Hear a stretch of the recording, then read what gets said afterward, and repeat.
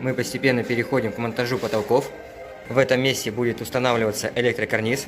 С задней части вот, закладываю фанерный лист по всему периметру, чтобы он крепился не к самому гипсокартону, а уже непосредственно к дереву.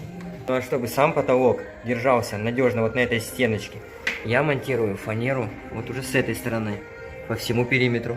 Помогает мне во всем этом лазерный осипостроитель от фирмы Bosch. Я сделал короба, нишу специальную для электропривода, для гордин. Такая же ниша будет у нас в гостиной.